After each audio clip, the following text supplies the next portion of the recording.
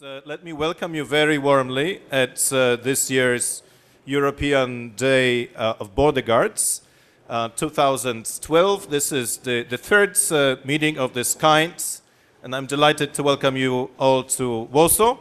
My name is Paweł Świeboda. I run a public policy institute in Warsaw called demosEUROPA, and I'm always overwhelmed by the wealth of experience in this room. And since I probably come the closest in your circle to an average citizen, and I run an organization with demos in its name, I would like to express my great gratitude and respect for all the work you are doing on a daily basis in protecting the EU's frontier.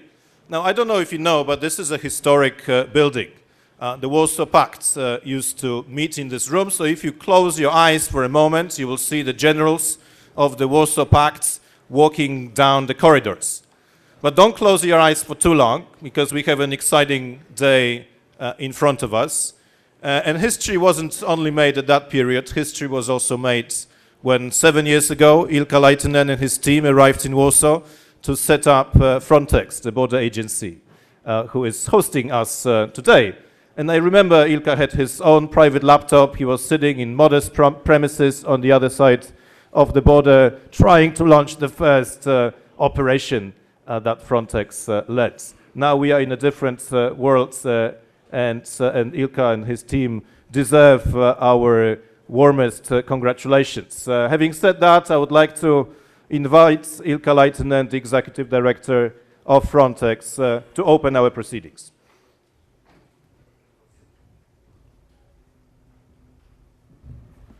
Thank you very much, Paweł, dear guests, ladies and gentlemen, dear colleagues.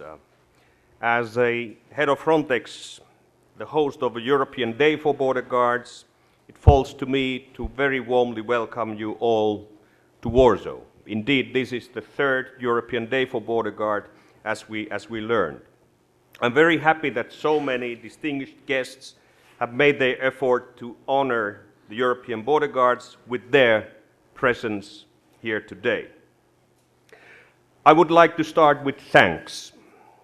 First, quite naturally, I'd like to thank the staff of Frontex who have made this event possible also this year. My thanks also to the Member States' border guard services and the governments for their enthusiasm and participation in helping to make Frontex a success, and also to the European institutions.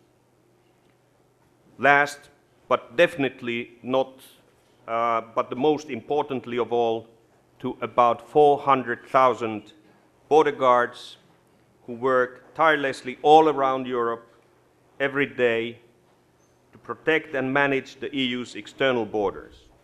And of course, we must not forget our colleagues outside the EU, as many of the colleagues, our partners outside the EU, are also present here today. I'm very happy also to see the big interest of industry shown to our event. Dear colleagues, since the last European Day for Border Guard 1 year ago, many things have happened. We all remember and still experience the Arab Spring, the aftermaths. When it comes to the agency, we have a new regulation in place since December 2012. And also we have recently adopted a new strategy to Frontex. I'm not going to go through the whole strategy, but I would like to summarize the new strategy by mentioning that it's all about added value. And later on we are going to discuss about the situation in the panel, but we are going to come across with such things that in a way stresses the importance to demonstrate added value. There are three key words in Frontex strategy, which are support the member states' authorities who have the responsibility in controlling the borders. The second word, is coordination. Frontex is to coordinate the operational cooperation. And the third one is development. We must not be too satisfied with the existing situation. We have to strive for improving things and develop our performance. The idea of instituting a European Day for Border Guards is not only to raise awareness of the work of this large and important sector of the law enforcement community and to improve communication and cooperation between the border guard services of the member states, but also to celebrate and recognize the difficult and challenging task that the border guards perform every single day.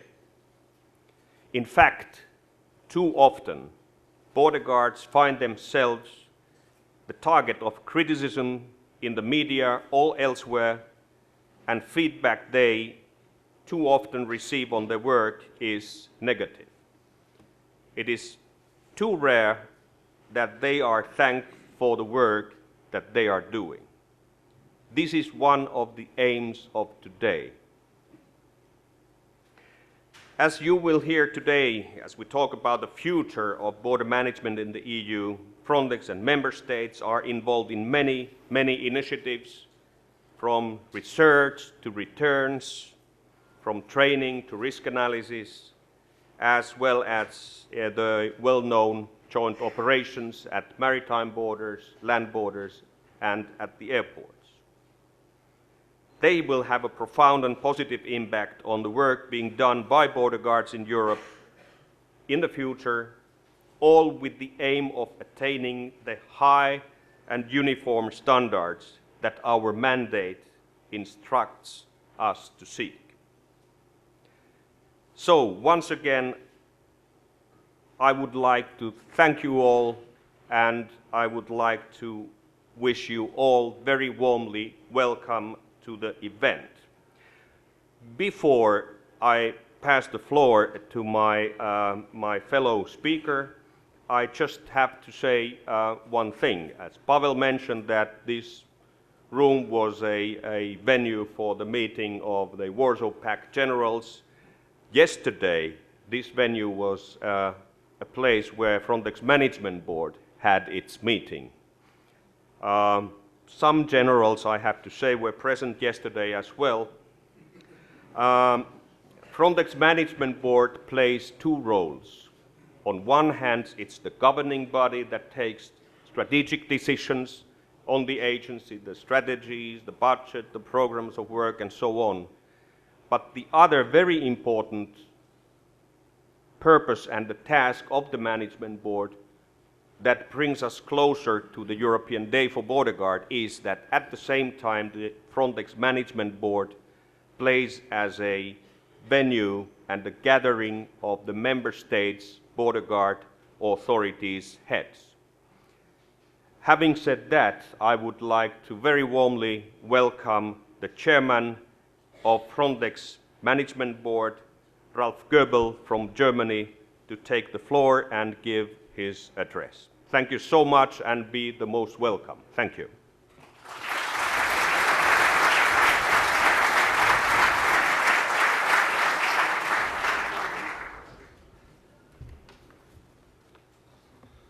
Mr. Executive Director, dear Ilkka, ladies and gentlemen, dear colleagues, I also wish to welcome you most cordially to the European Day for Border Guards here in Warsaw, and thank the Executive Director of Frontex for giving me the opportunity to say a few words of welcome in this occasion.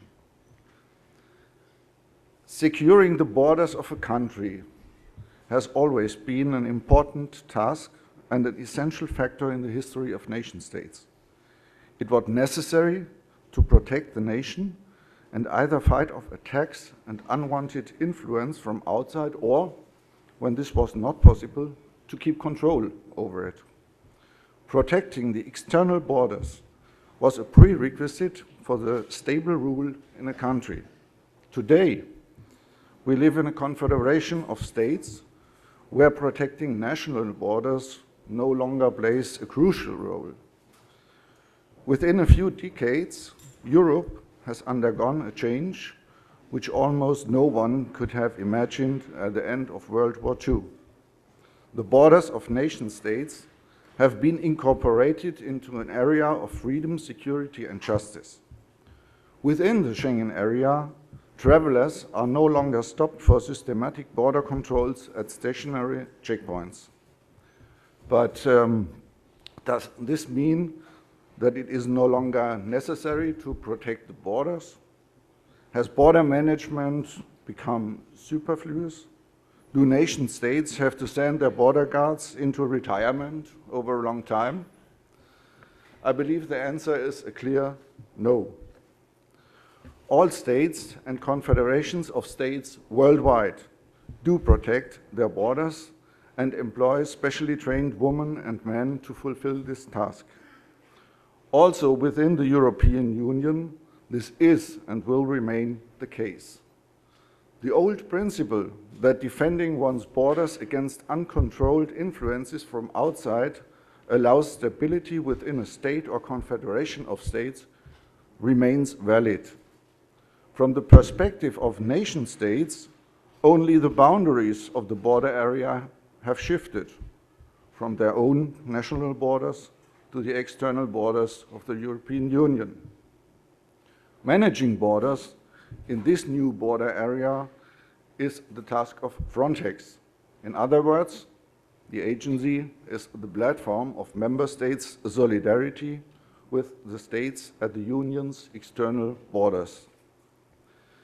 There is no question that Frontex today, despite its brief history, is the central actor at European level. Only last year, the member states, the Commission and the European Parliament gave Frontex new tasks, which we are putting into practice at the moment. I'm particularly glad that all who are here today are taking part in this mission and are personally committed to the task.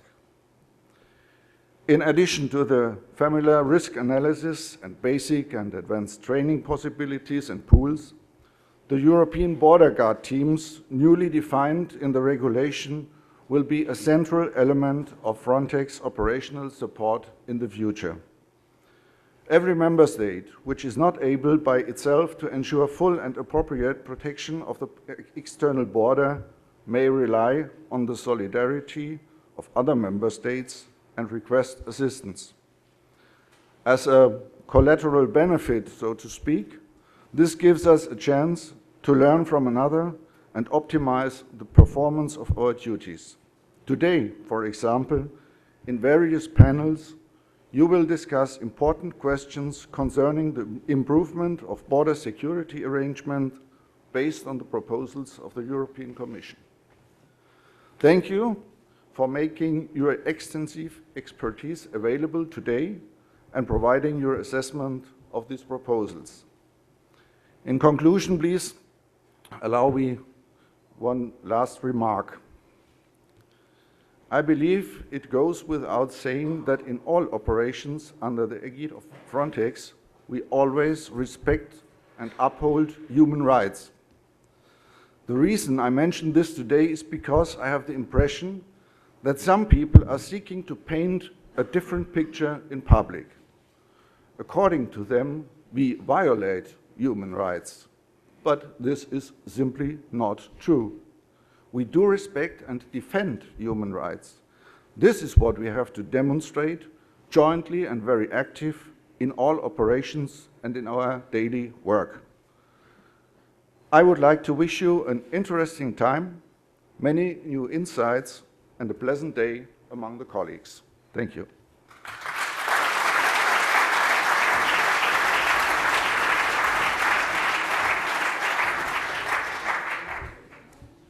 Thank you, Chairman Ralph Goebel, for these inspiring words and for this strong statement you made at the end about human rights, which I think is enormously important.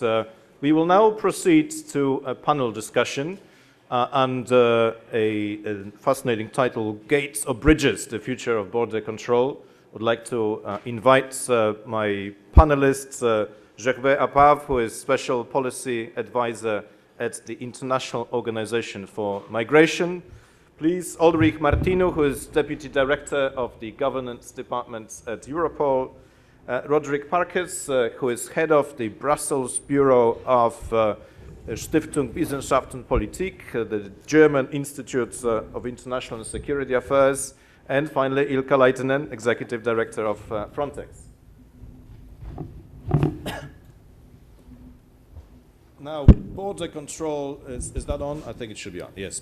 Border control is the example of Europe at work.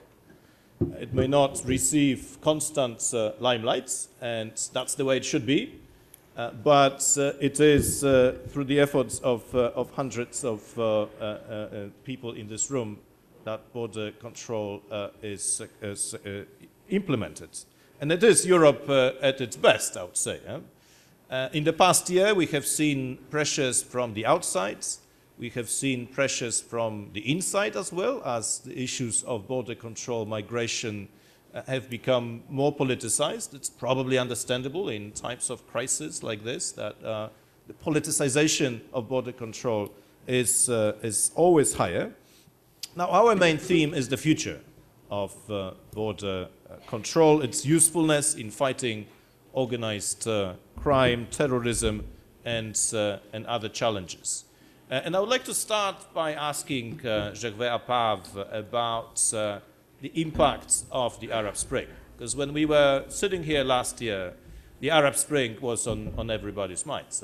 It was, and it still is, one of the most inspiring events of this decade. However, it immediately brought challenges, including the migratory pressure. What has been the extent of the phenomenon over the course of the past year, and what is still, in your view, under the surface? What should we expect in the months to come? Thank you very much. What an awful responsibility it is to begin the discussion. Before I talk about the Arab Spring, let me just point out the extent to which the world in which we live is defined by mobility. And I'll do that by referring to two simple figures, very easy to remember. There are about 1 billion people around the world we could define as migrants. 200 million external migrants who have crossed international borders, about 800 million who are internal, who've moved internally. But all in all, about 1 billion people who could be considered migrants. And you add to that another billion figure, which refers to the number of tourist movements in the world. So 1 billion plus 1 billion. And most of that movement actually is remarkably fluid. But of course there are problems. Now I'm saying that because I want to underline that in this world largely defined by mobility, there are still events that catch us totally unawares. And the Arab Spring was very much that. In hindsight, with the wisdom of hindsight, one could say we should have known that this could happen. And maybe we thought it could happen, but we never thought that it would happen last year. And what is interesting about it was not only the problem of mobility that it raised, but the fact that, again, much of that mobility was totally unexpected. When Libya collapsed, the first fear was that there would be a mass movement towards Europe. And in fact, there were many predictions along that line. In fact, at IOM, we were very much involved in this emergency.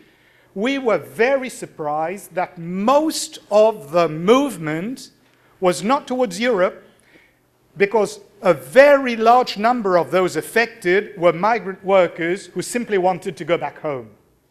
And they went back home, some of them to Tunisia, a large number of them to Egypt, and there were about 300,000 who were then assisted to go back to Asia or to African countries.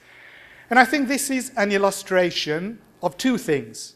First of all, that disorderly movement can happen, and it can happen quickly, but when it does happen, it can happen in unexpected ways.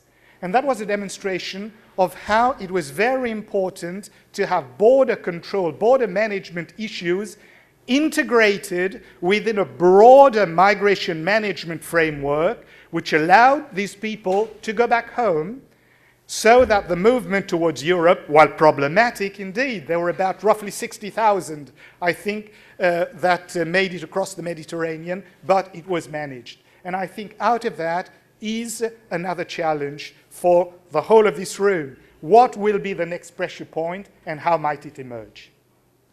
If I could press you on one issue, this changing nature of migration, with different travel routes, with different strategies that migrants adopt. I mean, what are the policy implications for us here in Europe? To what extent do we have to monitor these phenomena, and what lessons do we have to draw from them? Sure.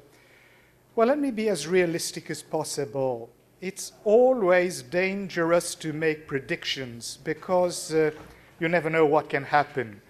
So let me be cautious. As we sit here in this room, I'd say there would be good reason to believe that the challenges for the foreseeable future, the next year or the few years to come, will be much the same. What are they? A world defined by mobility, suffering the lingering effects of the economic crisis, which has served, if anything, to depress the number of movements. That's a fact. However, the pressure for irregular movement remains extremely high. That's unlikely to change. The requests for asylum in Europe has plateaued between 200 and 300,000 every year. No reason to believe that, unfortunately, no reason to believe that this will go down.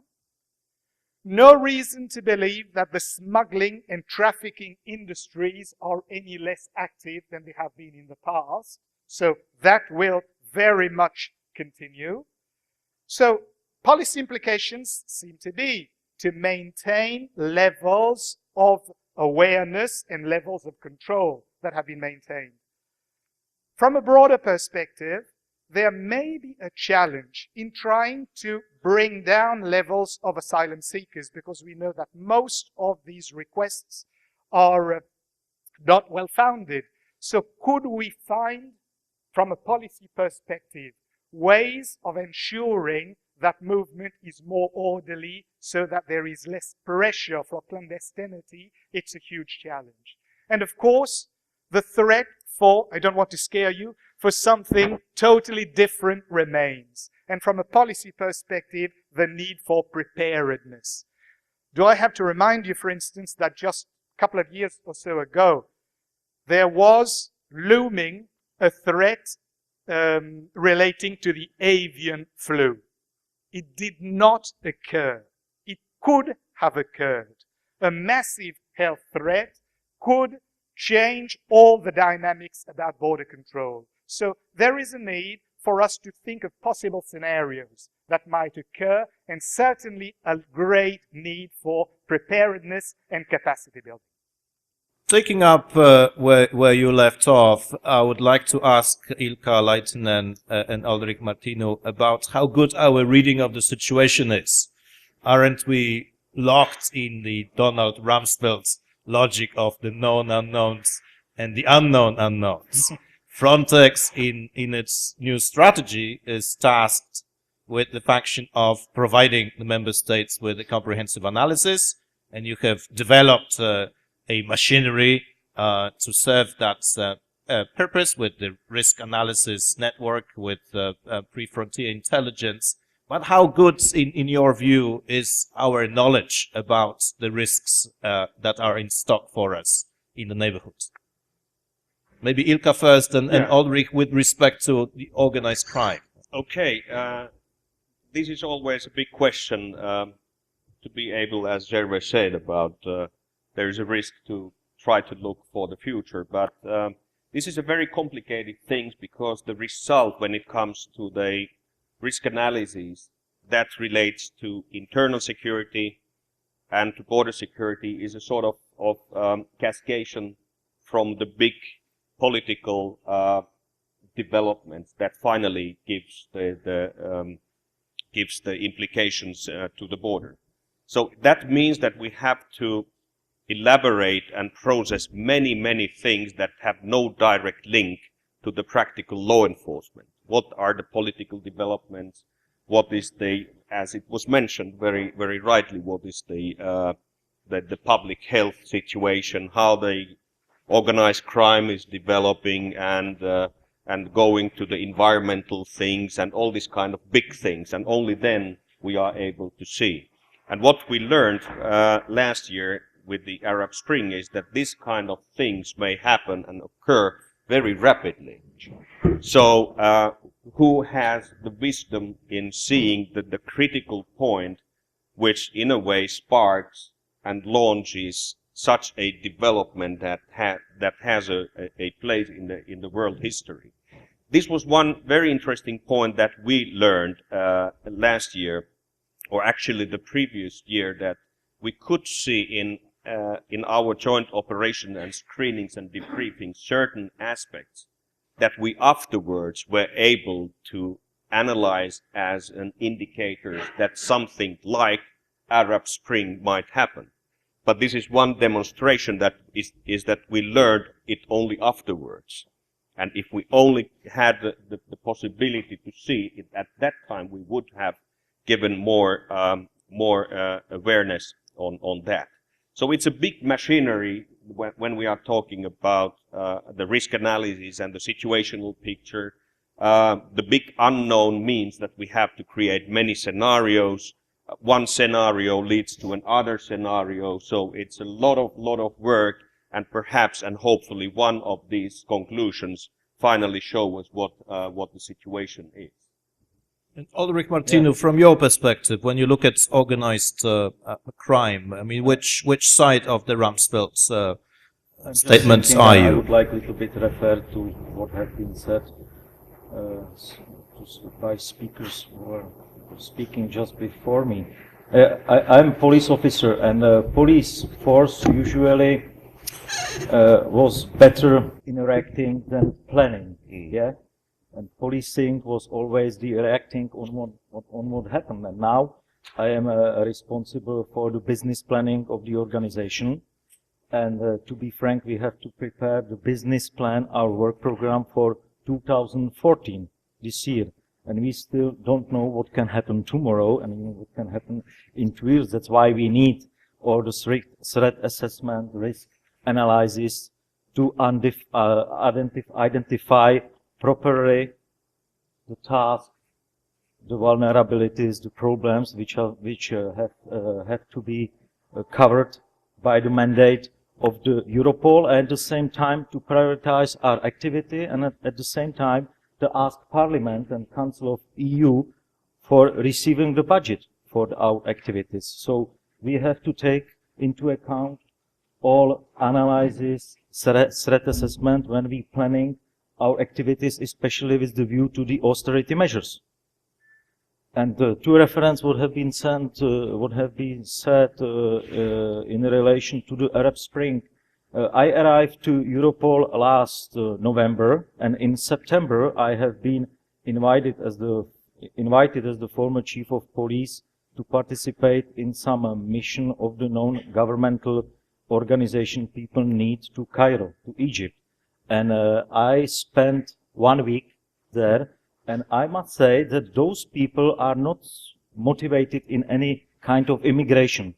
They would like to improve the life in the Egypt, in Cairo. I could feel enthusiastic approach. I could feel, and I met excellent people with the high potential, but what I missed was some sort of strategy, concept, to see themselves in some longer perspective point of view, what can happen in Egypt in 10 years. And I think this is not only about the security, it's about proactive approach, cooperation with the private sector, with some other governmental institutions, in order to improve, to construct the capacity and capability building in the country, to motivate the people to stay at home, because their motivation is not to leave, to move somewhere, they would like to stay at home, they would like to improve the standard of living in Cairo. It was my observation from the Egypt.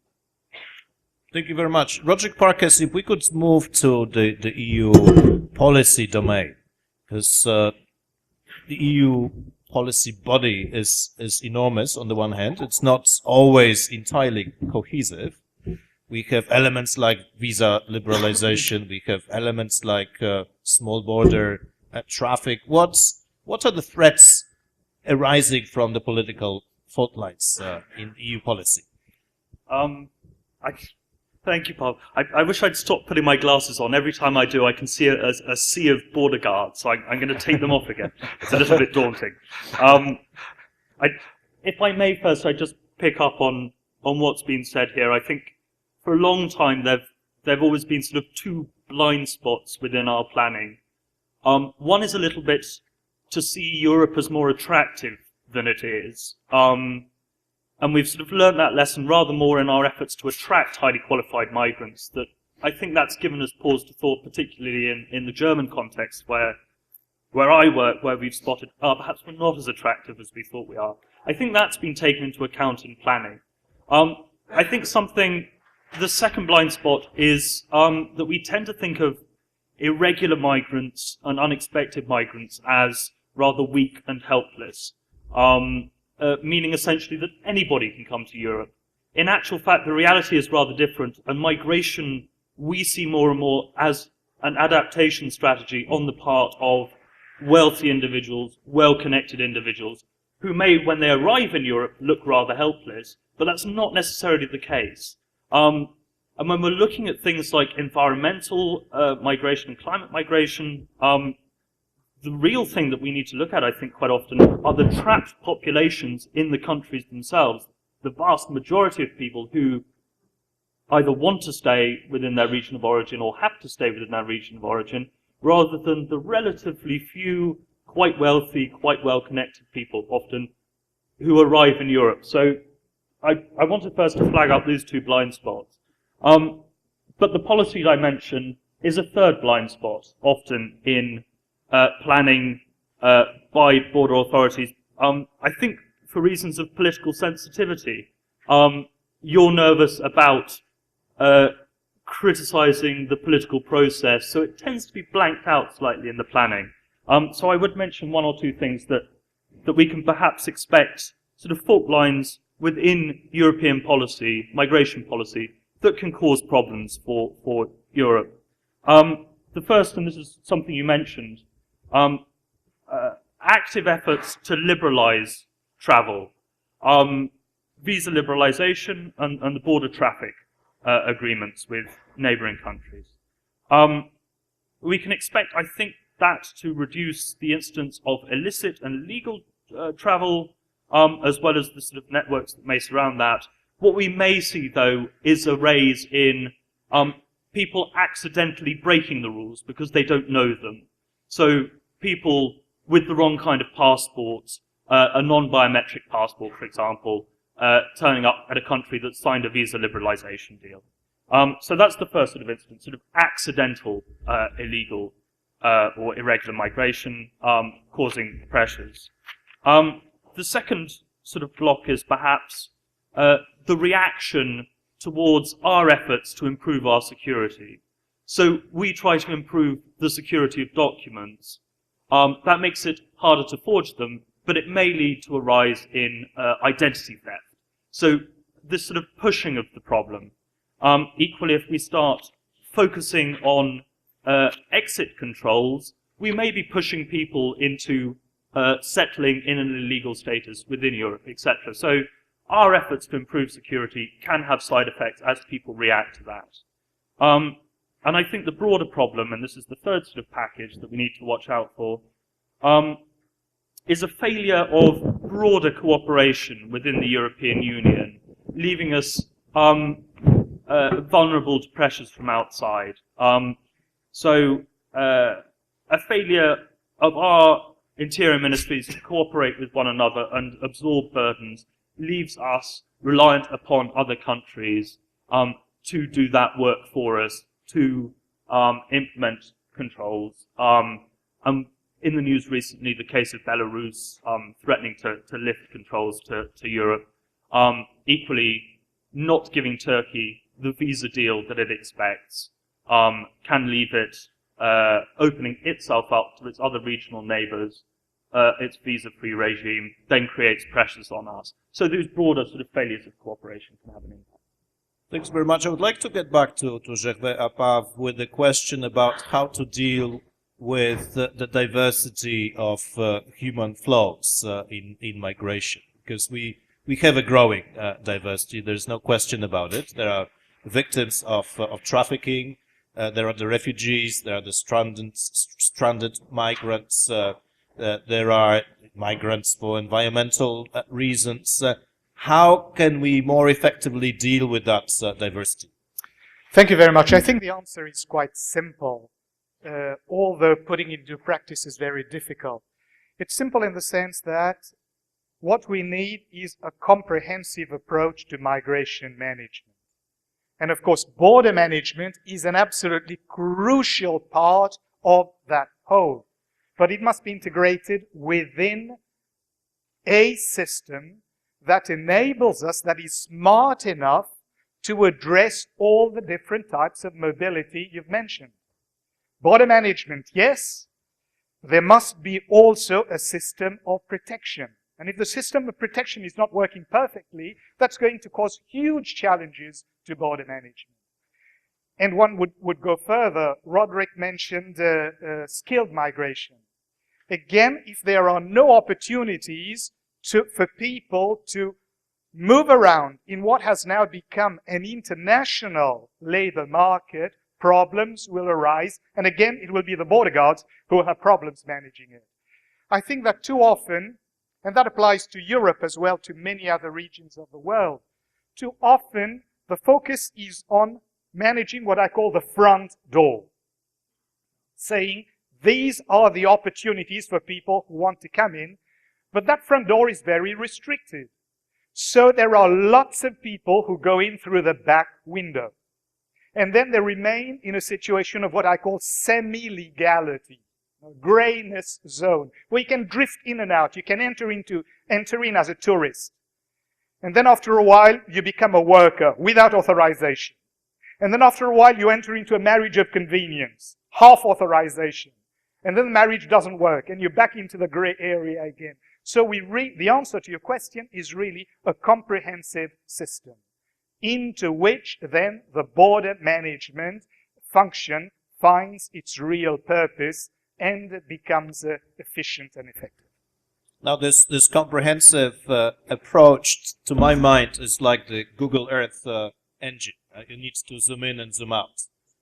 Zooming in to one important risk which we have, the terrorist threats. Roderick, what types of instruments within border control area do we have to address that threat?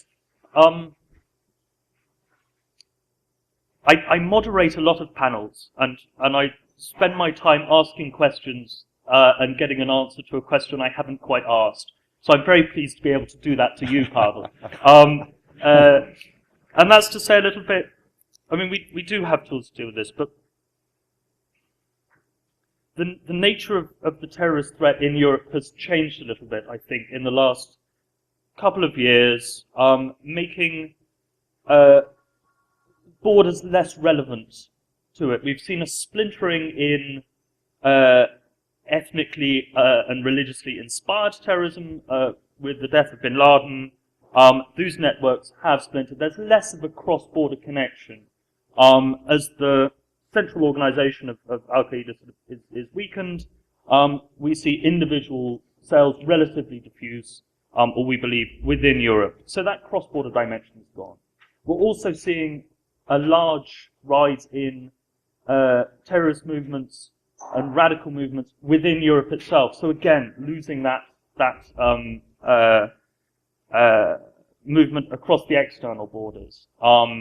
So we're talking about a rise in separatism, a rise in political radicalism. My focus is on the external borders. So again, they're rather less relevant to combating that threat, I think. What is important, though, is slightly different, I think, a broader understanding of how to combat terrorism through border controls. Firstly, we're seeing regions that are producing the terrorist threat outside Europe, such as the Sahel, often those problems arise from a lack of border controls. So that's somewhere where we can be useful in helping improvements there. I think also poor or aggressive border controls on our part can also be a part of the problem. And we're looking a lot at the moment at how to improve the flow of people across our borders in order to increase people-to-people exchange, etc. So that sort of thing, that's what I'd be looking at the moment, I think, rather than saying, you know, what border tools do we have for combating Al-Qaeda. I think that the problem has maybe shifted in the last couple of years. Thanks very much. I thought you didn't do to me what others do to you as a moderator. You did answer the question pretty directly, but let me double check with Oldrich Martinů if he would agree that there is less of a cross-border dimension to the terrorist threats. I have to say, to some extent, just speak to the microphone. Yeah, to some extent, of course, I agree. The border control or checks on the borders are very important. It can help to stop and check and to prevent somebody from entering the EU community. But it's only one of the important segments, because they are too smart to get inside. Then they try to be part of the regular business, to earn money. The terrorists usually have enough time. They try to be invisible and to prepare probably for some terrorist attack. So from the police point of view, to be prepared to react properly, so we have to share information. So at the EU level, it means between Europol and the Frontex, we have to share information from our operations. And of course, we cannot forget to the member states, because it's about the community policing. Community policing is about sharing the information and improving the security at the local level. But when some suspect who is preparing terrorist attack, trying to be invisible, running some business, he can be noticed by the local police officer. Even local police officer can notice that there is some suspect loading some big boxes in the lorry. This is intelligence, and for us it's normal situation, normal information. But if this information is intelligent, is at the disposal of the smart guys at the Europol or criminal investigation departments or in Frontex, we can start some preventive measures in order to prevent from occurring something wrong. So from my perspective, what is very important is sharing information, sharing intelligence, proactively using the secure channels, of course, with the respect to the data protection, to the security and to the sovereignty of the member state, just to bring some added value at the EU level. And I think the cooperation between Europol and Frontex, it's pretty high, excellent, but there is still some room for improvement, especially in the line to the new legal framework which has been adopted recently for Frontex. Now we expect the new regulation which will be drafted by Commission in coming year, and it will be opportunity for us how to set up our cooperation better, how to improve exchange of information, and of course we have to have in mind, even in relation to some other investment into IT technology, we have to have in mind interoperability and complementarity of all IT systems, allowing us just exchange information. We have to be proactive, we have to exchange information, we have to check all piece of information, even it doesn't look suspicious in the beginning, but we must be very careful. Yeah, and of course I agree with you that back windows are very important for getting inside the house. Yeah. Ilkka, I would like to pick up this room for improvement question, because when you sit next to each other, you will surely agree that the interagency cooperation is excellent. But looking ahead, what would be your level of ambition when it comes to working together with other EU agencies and Europol especially?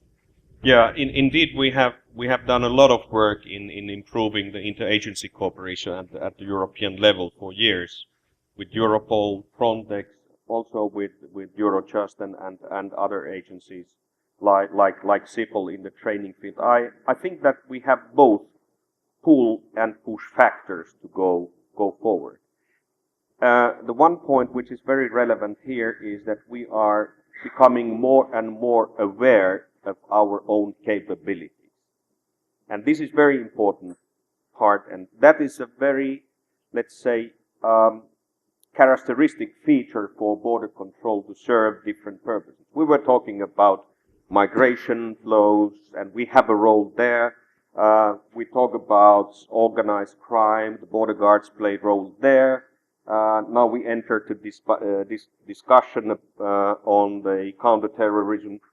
We play a role there, and that is by nature it's the role of border control. That in a way we don't have a copyright to anything, but we serve many purposes, and that is a challenge to put the structures in place that we know who is in charge, what is the leading role of one organization at the European level, at the national level, even regional, local level, and those who are supporting. And I think we are becoming more and more aware of these roles when it comes to organized crime, when it comes to counterterrorism, when it comes to migration management.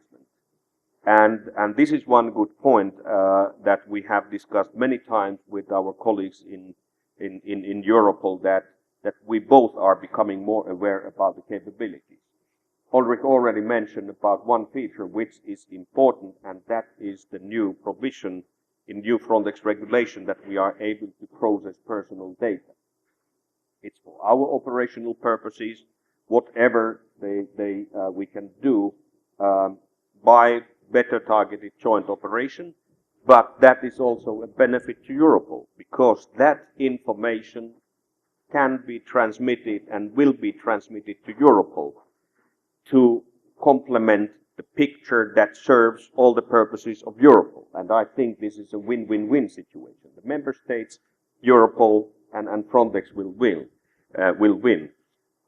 Just let me point one thing which I think it's worth mentioning here. I think we all agree that we are talking about so damn complicated things. We are talking about migration, we are talking about organized crime, terrorism, all these things. These are complicated things. And if we think about the demand from public and from policymakers, is that they want simple things. And this is the problem that we come across very, very often. For instance, the situation in Greece. It's a very complicated problem. It has many things, start from foreign external relations, border control capacity. It's about asylum processes, returns, all these kind of things, and as well. But we need simple solution. And too often the simple solution is border control. Once you have a problem, more border guards there, and then you think that the problem is solved. And if only it was this simple to solve this problem. It's not. It's a complicated thing. And this is, as I said, a challenge to policymakers to be more patient, to see more strategic points to think about, and also for public to have more awareness and more understanding about these things. Yeah. We will start dancing shortly. How should I conclude this? Okay.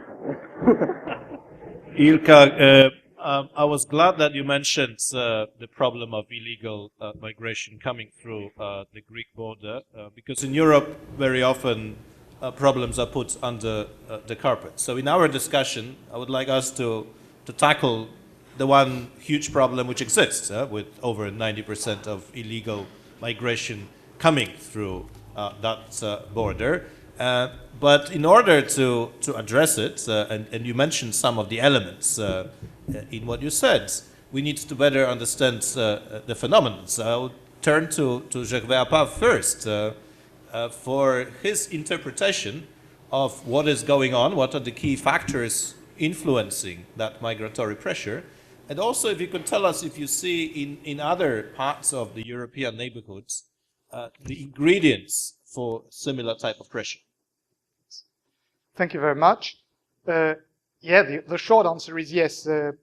First of all, what is causing that movement through that particular part of the border? Well, I think it's fairly simple. It's a question of supply and demand. Enormous supply for irregular migration from countries, from developing countries. Demand for clandestine work in Europe. And the facilitation of the smuggling and trafficking industries in between. And as we all know, unfortunately, these industries are extremely efficient, extremely well organized, and experience has taught us that they do not move people about in a haphazard way. Never. They move people through routes that are known to be effective and are commercially viable. And that particular route at the moment is seen by the smugglers as one through which they can operate. So the analysis is fairly simple. The answers much more difficult.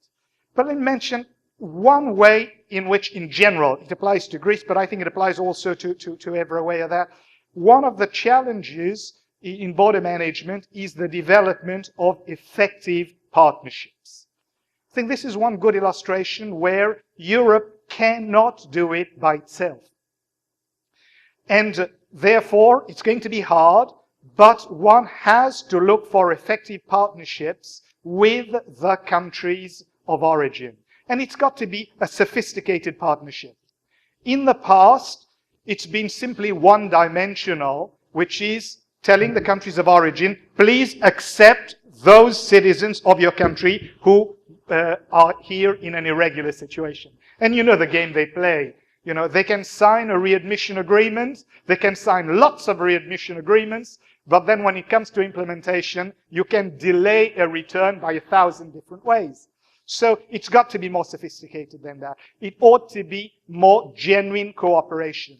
Now, one of the ways I think that cooperation could occur in the future is through effective capacity building. We have seen a great increase in countries of origin, an increase in awareness of the need to manage migration. They themselves are becoming now countries of transit and destination. And therefore there is a willingness to begin to say, let's develop systems. Let's have more secure passports. Let's have better control systems. Let's have better trained staff. And I think this may be an opportunity. Of course, it's for the longer term, but it may be one of the answers. Oldrich Martinů, you have just been to Turkey to discuss cooperation with a vital transit country, probably more than a country of origin. What were your impressions, and what do you think are the prospects for better ties with Turkey? You are right. My mission to Turkey was follow-up mission after mission of Mr. Manservisi and Ilkka and some other distinguished representatives of EU agency in Turkey. And I have to underline that we cannot solve the problem in Europe ourselves without proper cooperation and partnership with the third parties and third countries. And this is even an example of Turkey. Our external strategy, the Europol's external strategy, is based on the cooperation agreements, either strategic or operational one.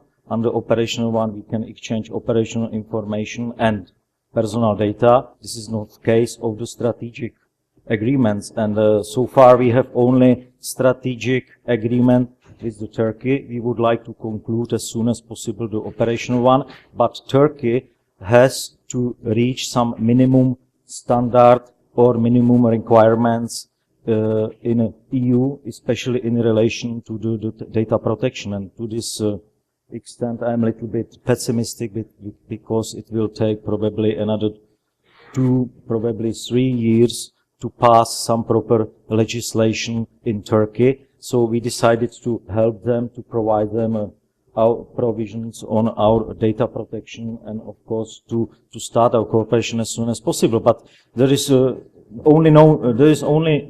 need just to wait for the conclusion of some agreement. We invited our Turkish colleagues to Europol, to our headquarters, to provide them with some training, to provide them with some information we can provide them in line to improve our cooperation, because this is the fact. Now the immigration flows, which are even related to some other criminalities and crime, and we need to cooperate immediately, of course, on behalf of the member states. And now, if we have at disposal some information related to the Turkey, we cannot provide them with this information through the former channel. We have to use some alternatives, for instance, through the Interpol or through the bilateral cooperation between the member states of EU and the Turkey. So there is really need how to improve the cooperation with the third country, especially with Turkey, and of course to cooperate and influence the situation in the source countries or in the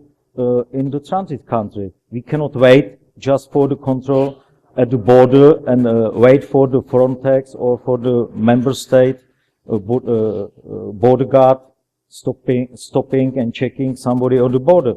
It's only the reaction. We have to be again much more proactive, better cooperate, share information, intelligence, and try to influence the situation in advance a little bit.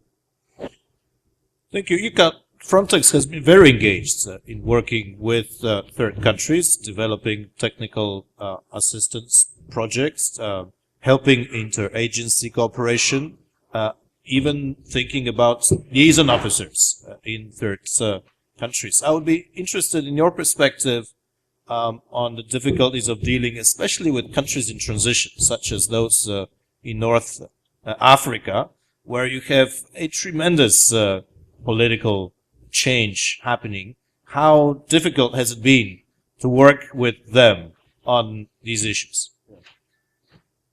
This is a very relevant point, and I have to give you a breaking news now that yesterday when we had the management board meeting, the management board adopted the cooperation agreement between Frontex and Turkish authorities.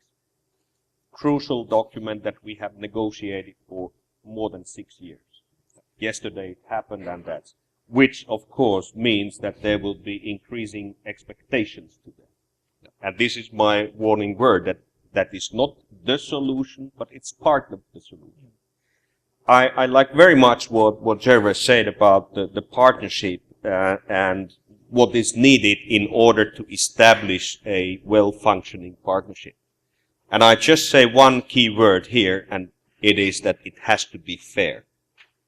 We need incentives, we need all the measures that would, in a mutually beneficial way and fair way, make both the European colleagues and the third country colleagues to understand that this is good thing what we are doing.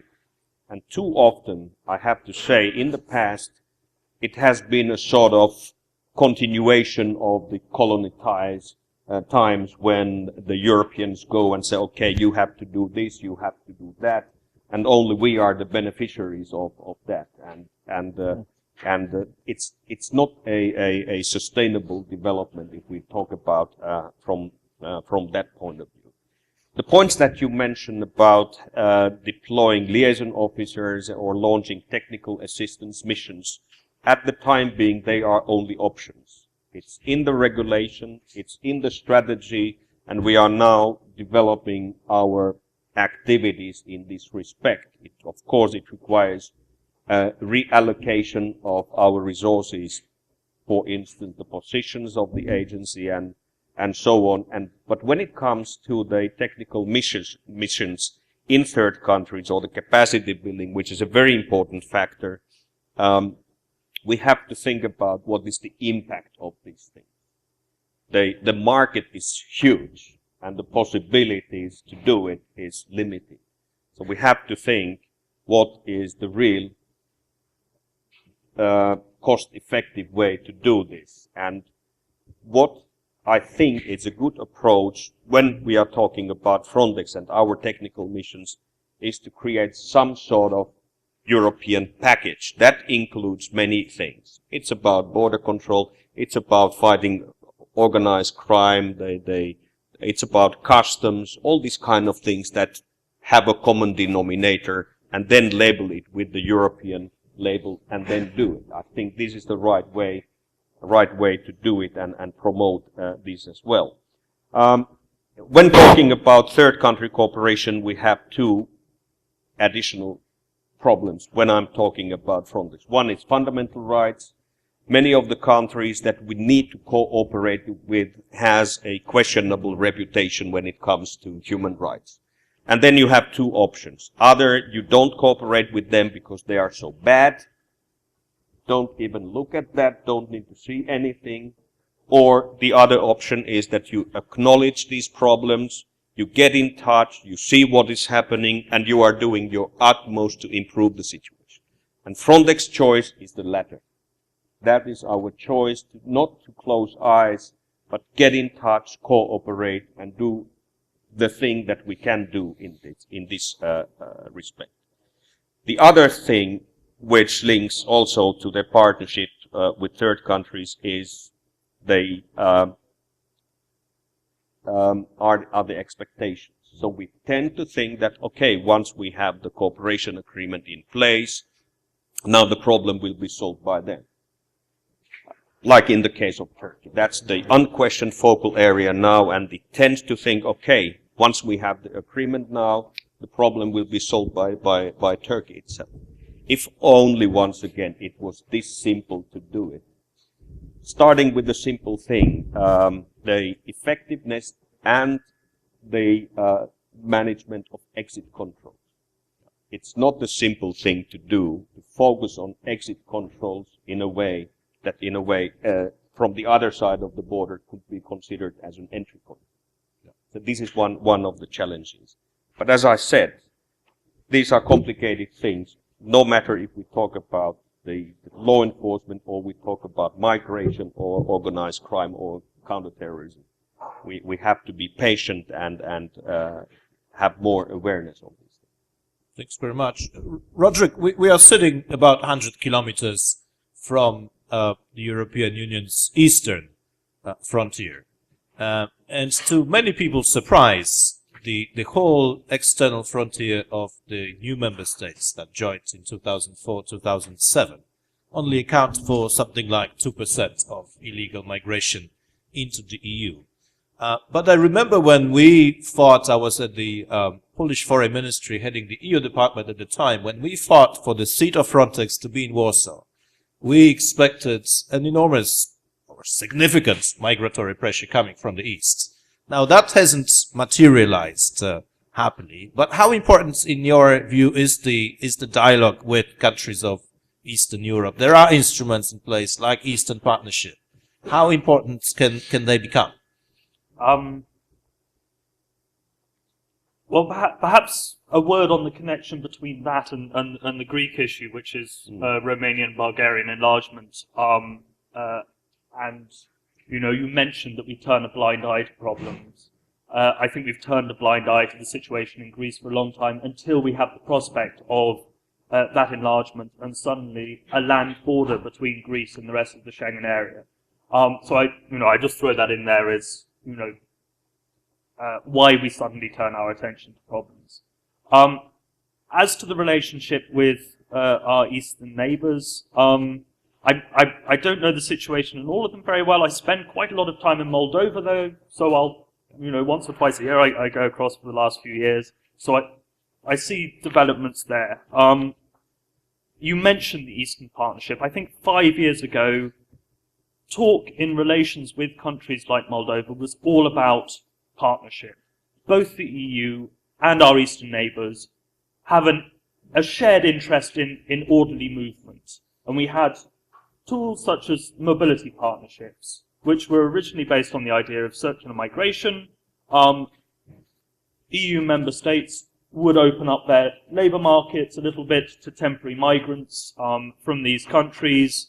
That would reduce migratory pressures, it would increase remittances, and we would gain from a flexible labour source. So it was this idea of a sort of partnership, common interests. 5 years on, the concept is very different. We still talk about mobility partnerships, but the way we do it is very differently. It tends to be much more about saying, we will offer access to our labour markets or to the Schengen area, and you will implement this or that. So it's not about shared goods and shared projects, it's about European projects and us telling other people what to do. So not on the basis of compromise necessarily, so much as transferring our norms elsewhere. And that's a big change. And it's got weak points in it. And you can see that, I think, in Moldova at the moment, that they've transferred a lot of the laws that we'd like to see there on border control, even on things like anti-discrimination. But now they actually have to implement those laws. And we're getting worried because we aren't sure that they can. So it's the usual problem of us telling other people what to do, them not feeling ownership of these things, them having the expertise to implement them. And I come back to what Gervais was saying about capacity building and the work that Frontex is doing, UBAM and so on. Projects like that allow us to deal one-to-one on a practical basis the situation on the ground. We gain an understanding of how things work there. That's incredibly useful to us. And they gain information, expertise, and a sense that we genuinely care. So, you know, that sort of legal transfer, relatively ineffective, but that capacity building and the work of projects like UBAM, I think are probably the way ahead, so long as they feed back into what we're doing in Brussels. Thank you very much. I will want to open up for questions from the floor, so please get them ready. We have a few microphones in the room. But before I do so, the obvious question which I need to ask concerns the financial constraints, because we live in a very unique period, and cuts are made in many places across the board. Even from the conversations before we got started with some of you, this is one of the main concerns on top of your minds. What will be the impact of the cuts of fiscal austerity? Let me start with Gervais, and then we'll be zooming in, because you have the international, the global perspective. What do you think will be the impact of the economic crisis, and how can we prioritize spending? Sure.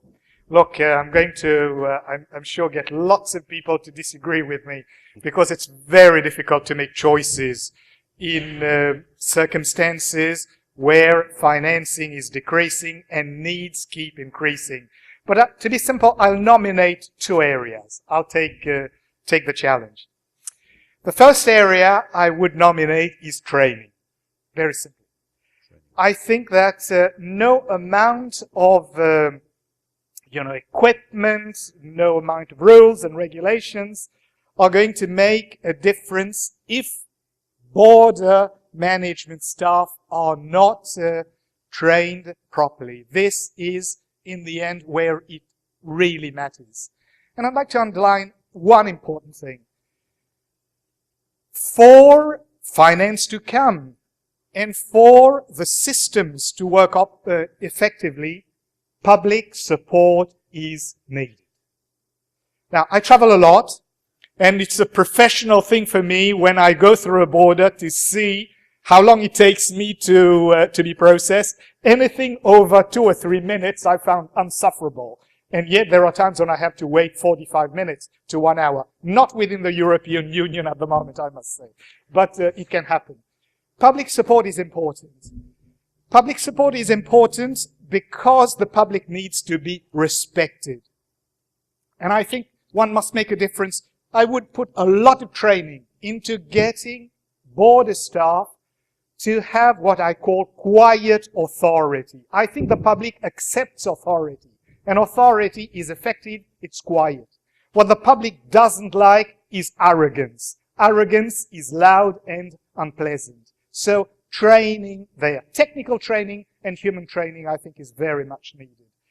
And then the second area, if there are to be cuts, then I would say more effective and selective use of technology. I'm sure there are vendors in the room, and I'm not talking against them. But what I'm saying is there are times when I'm not quite sure whether it's our needs, real needs, that drive the search and the purchase of technology, or whether it is the purchase of technology and the promise of technology which makes us believe that we have needs. So I think this is an area where there can be a lot of work.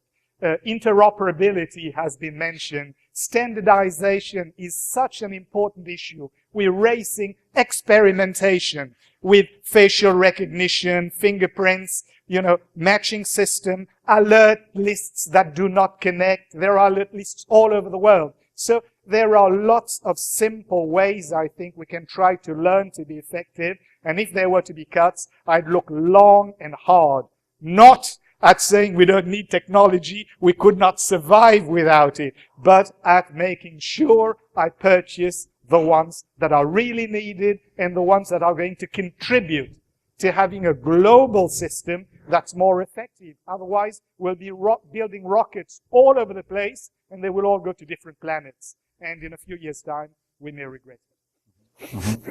Thanks very much. Roderick, what areas should we safeguard from cuts? I'm going to answer your question in a slightly different way. Once again, I mean, we're dealing with these problems in Brussels in lots of different policy areas, and the solutions we come up with, I think, apply equally to border services and so on. First of all, efficiency cuts. Something mentioned in the Frontex work program, focusing on voluntary returns, which are often cheaper than forced returns, so things like that. Secondly, avoiding national overlaps, so different services in different countries doing the same thing, essentially, something that Frontex is already active in, but also the question of pooling and sharing.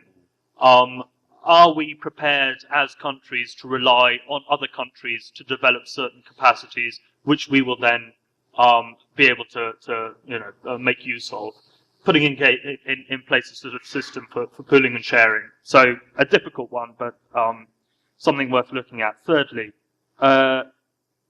focusing on capacity building and general readiness. So rather than setting a focus on something in a very uncertain situation, saying we focus rather on our general readiness. And the fourth and last thing, I think, is to look at where border services can actually improve the economic situation, improving business links and business travel, actions on recovering tax revenue from smuggling, and even, I think this is something else you mentioned in the work program, the development of new border technologies, not just for the EU, but also for the international market. So these four things are sort of what I think I'd look at without answering your question precisely. Yeah, but I think what you said at the end is especially important, showing the value added which can be generated, not only allowing oneself to get into the logic of cuts. Now, Oldrich and Ilkka, you run real organizations, so for you this is not a theoretical question. It's a question which you need to address. Yeah, have you suffered already from financial constraints, and how are you preparing for that if it comes? It's a good question, although it seems very simple. It's a little bit difficult, but I must say that sometimes we have to ask the simple question to us: what is the benefit, what is the added value, especially if there is the new task, new challenge, we have to cope with, we have to introduce some IT system, we have to take into account and of course prioritize whether it is a real answer to the question or to the new task. Now at the Europol, recently it has been decided by European Commission to task Europol by the new cybercrime center. So now we are in the process of some sort of change, reorganization, and taking into account carefully all sources, how to manage the new task, and keeping the budgetary requests on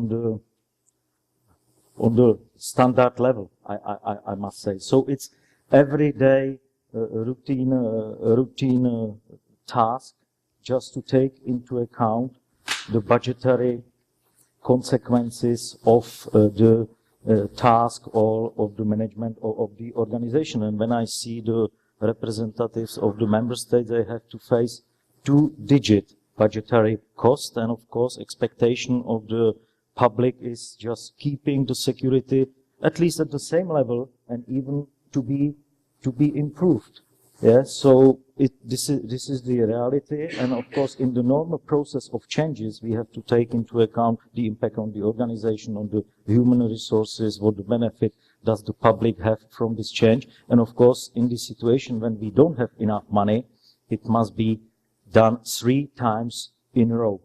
Is it a real investment in the right direction, and what will be the next step, how it will influence the situation? For instance, new IT investment into new system which will improve the activity of the border guards in the border, and the next step will be that the bad guys will change, the modus operandi will move to the different part of Europe, and after 2 years it can be seen by, especially by the politicians, that this investment has been the waste of money. So we have to take into account further steps and further consequences. So this is my point of view in relation to the austerity. Thank you. Ilkka? Yes, according to our last annual risk analysis, one of the key risks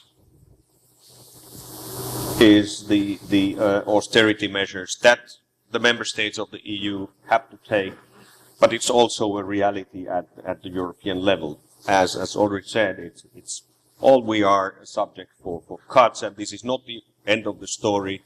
We have to continue the cuts also in the future. It both have pros and cons. If we think about the negative things, the austerity measures at its worst could lead to a collapse of the capabilities, the performance of the law enforcement, not to do at all things, and so on. The second point, which unfortunately we have already seen some features in the EU and also outside, is that it starts challenging the integrity of law enforcement officers.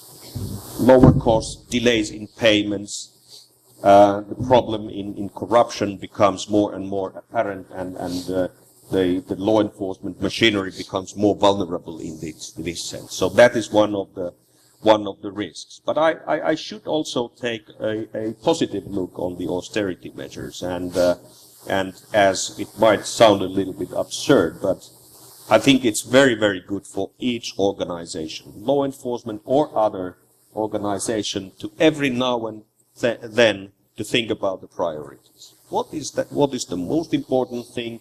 What are the secondary things? How can we streamline and mainstream our activities? And second point is that today, within the European Union agencies or the member states, we have to be able to demonstrate the added value to ourselves, to budget authority, but most importantly also to public. Because we are civil servants, we serve the society, and they have to be convinced about the added value on that. My third point on the austerity measures is, if it's controlled in a good way, that would also promote the interagency cooperation.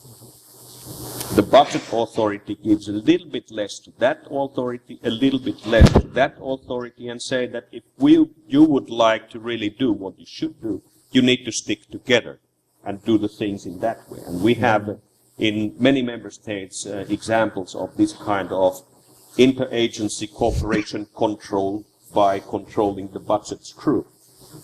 So that is like that. My fourth aspect on the austerity measures and the financial situation is, of course, the correlation about the labor market and the the demand of irregular immigration. There is a clear correlation. If the labor market is going down, the pressure is alleviated immediately when it comes to irregular immigration as such. So it has a many dimension in that sense, but unfortunately now and for the foreseeable future, it's a reality, and we simply have to adapt ourselves instead of trying to fight against the wind. Yeah. Excellent. So there is bright sides to austerity after all. Thank you very much. We have time for a couple of questions. If there is someone who would like to raise an issue, yes, on the back. If you could please introduce yourself, and if your question is directed to one of the speakers, please say so. There. My name is Claudio Cabrecic. I'm the head of Fair Border Sector. I would like not to pose a question, but just to be a witness of something that is happening within Frontex. Sometimes I have friends, not border guards, that are asking to me why you are not able to stop illegal migration. And every day I'm more convinced about what I'm going to tell you. Today, I'm answering in an actual way. I'm answering, can you stop Facebook? Think about. And I have seen that within Frontex, my colleagues are starting to understand this. The migrant, apart the ones that poor migrants are fleeing out from war regions or simply escaping from a persecution regime, but among 200 million of them, the most part is economical migrants. But what they do, they have not analysis. They do what the others do. What I mean? They heard that they can have a better life somewhere else, and they all move towards the most developed countries. So when I do what the mass of people do, this is a social phenomenon. So we are aware, at least within the Joint Operation Unit, about this fact. And I would like just to mention that this could be an aspect that, not by Frontex maybe, but by other experts, could be studied better. The history is telling to us what happened after the Second World War. Some European citizens in a very poor country decided to go to America and to Australia. Had they any possibility to have risk analysis, any evidence that the life would be better there? But they went. Why? Because everyone was going there. So my feeling is that after the third generation of migrants going toward Europe, it is happening again the same. So more or less, some parts that we could have a look to in the migration are related to social phenomena. This is what we are aware within Frontex. I'm very grateful for this because I share this opinion with my colleagues. Thank you. Thank you very much. Would anyone else like to comment or raise a question? Yes, please. We could have the microphone in the front row. Microphone is coming slowly.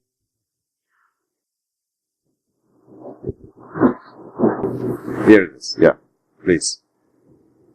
Well, I'm Ignacio Costello. I'm the director of National Police of Spain.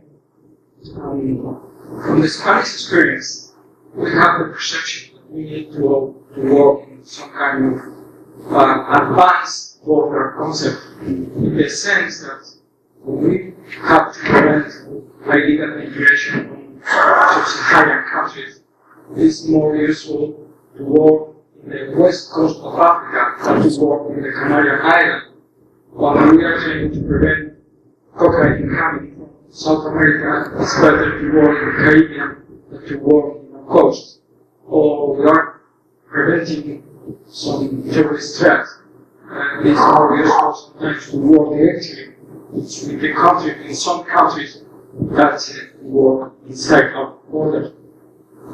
My question is mainly for the director of Frontex. I know that Frontex is working in this way. We have some common operations in Africa with us. But what portion of the effort, of course, budget that we have you think that we will dedicate to this advanced border, and how much in our closed border? And secondly, if I can, it's very short, but I think Frontex is very useful from European perception. It's a good institution, it's a grand advance. But the question is how to articulate a better cooperation with the United States. And we have a lot of trade, we have a lot of. So I think that we will try to make some mechanisms to better cooperation with the United States. That is our question. Thank you very much. And this will have to be the last question before we end the session. If you could raise your hand so that, yes, please, yeah. Yes, thanks very much. Ilkka from the Polish program in Brussels. I really have a question to my counterpart from Brussels, Mr. Parkes. You mentioned the issue concerning possible misunderstandings or lack of direct information.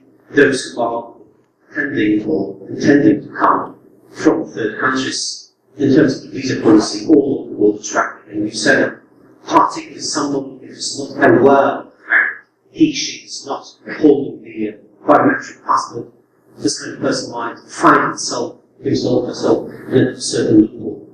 I do get your point, but I must say that this is exactly something that we observe in Brussels, both fronts, together with the ESO and a number of other partners are intending to tackle. And I suppose exactly what Frontex does in terms of information towards the people. And for instance, what the European Commission recently made a fact. They opened up the new website concerning immigration laws. In essence, anyone who's intending to travel to the EU, she might hop into this very website and check all the policies and requirements for entry. I would say I would be a little bit hesitant to share the view that we should try to perhaps avoid this kind of facilitation of movement. But on the other hand, I fully share what my Frontex colleagues said beforehand. We have to advance towards those third countries, learn as much as we can about them, and this, at the end of the day, ease the way the border down, because we'll be front-packed, future-looking, ready to know who's coming and what potential threats we might be needed to tackle. Thanks. Thank you very much. We have to leave it there, as the BBC would put it. But Roderick and Ilkka, you got personalized questions. Roderick, on the information offense. I can only agree, and I don't think you'll find many people amongst a sort of woolly liberal think tank community saying we ought to restrict these liberalisation measures. And this move towards informing migrants is, funnily enough, a rather recent phenomenon, but a very important one. We've tended to nanny them, and then mistakes and misunderstandings occur. Empowering people who want to come to Europe is a pretty central plank of what we need to be doing. So I don't mean to be misunderstood, and I take your point. And Ilkka, on the advanced border management and cooperation with the United States. Yes. Well, more generally speaking, and answered in the question on what is the portion that we share our energy or resources to cooperation with third countries, our approach is the integrated border management. It's the structure that is about cooperation in third countries. It's a cooperation across the external border. It's at the border and behind. When it comes to the cooperation with third country colleagues, like I mentioned, Turkey now, which is the new, we have a US as a partner and 14, 15 others, is that we have created a sort of comprehensive package for the cooperation that in a way goes around the whole circle. Start with the exchange of information, experiences, risk analysis, training, research and development, which is one of the key elements for our cooperation with the United States. But then when it comes to the hard core of the cooperation, as we have seen in the Canary Island Hera operation, with both Senegal and Mauritania, this is a very tricky and sensitive issue. for understandable reasons. It's a sort of outsourcing the border control that, in a way, leads us to many challenges at the political level and also some other kind of concerns. So we try to promote by using the other softer elements to have this impact. But of course, the good example is upon the bilateral cooperation agreement between Spain and Senegal, Spain and Mauritania, what the effect is. 3-4 years ago, we have more than 30,000 irregular migrants coming there, and today, practically nothing.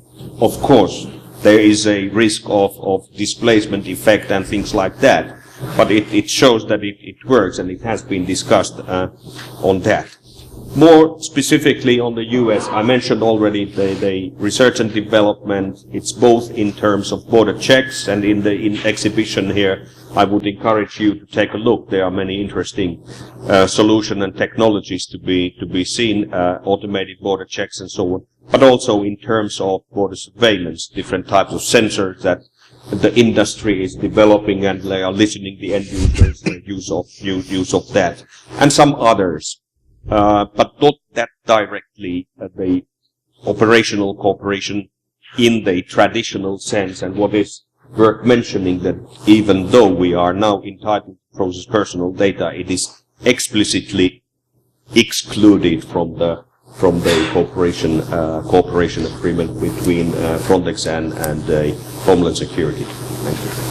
Thank you very much. And finally, would anyone have reactions to the first comment? It was a comment, it wasn't a question, so we don't need to answer. But Gervais, would you have a reaction to that social phenomenon type of... Very much so. And even though I'll be very, very brief, I think that's really a reminder of the place of mobility in our globalized world. In brief, I would like to end this on a positive note rather than a negative note. Basically, we live in a world where our governments have decided that economic growth is largely dependent on the free exchange of resources, capital, goods, services. But there's an unfinished business, which is human resources. And there is, therefore, a huge disconnect at the moment between policies to manage the movement of these resources and the expectations that our colleague has very clearly described. The expectations of people that they wish to market their resources on a global labor market. We here are a privileged elite.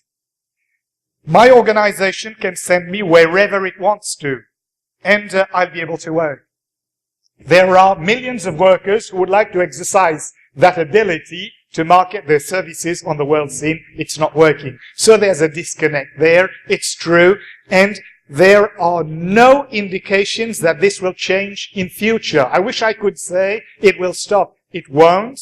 And therefore the challenge remains with us to be able to be more effective managers of mobility. I hope that is a positive note. Thank you very much. That was a positive note, which is exactly what we needed for the ends.